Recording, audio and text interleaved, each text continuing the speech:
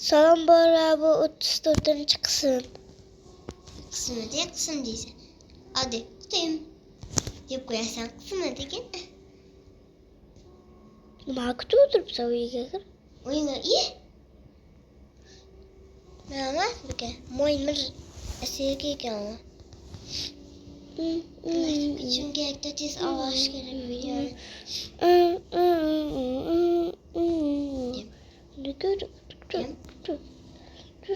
Kanalını bas oyna yani. Zombi öyle kutup oturuptu. Oyundan çıkıp gittim.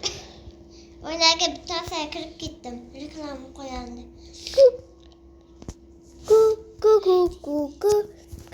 Zombi min kutu yaptı. Kımılamasım gerek. Kıvırlasay.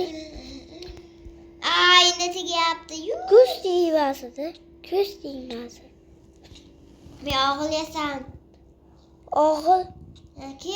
Tipalikta mı? Yok pasta.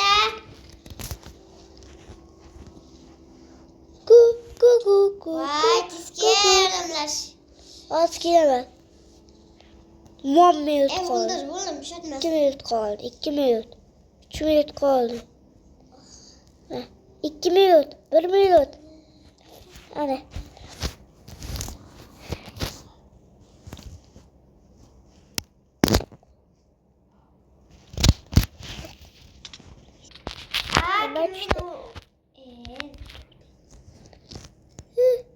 What the fuck? What's up?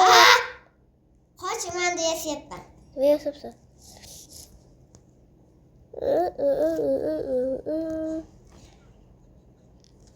Tatip. Bomba kaldı. Ne yasayım ben? İp bırak. Kayak çıkıyorsa zıla bla. Neymiş kaydı? Ne sana yasapsa kaya var sana. Bazı kanı bazı avukat bir ülke kırmızı. Okat bir. Ağıl kırmızı yapar. Ki bazıcı? Ya bir tabancı çevirsin mi yine? Aslında bazı şey yok o paralar. Bir yakta mollar var, bir yakta bazı çalar var. Mollar avukat veriyordu, uçta çokolak doğurdu.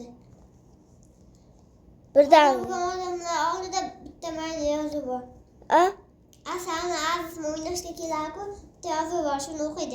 Hoş geldiniz, bu yıl Sabri'nin çakırdan joy.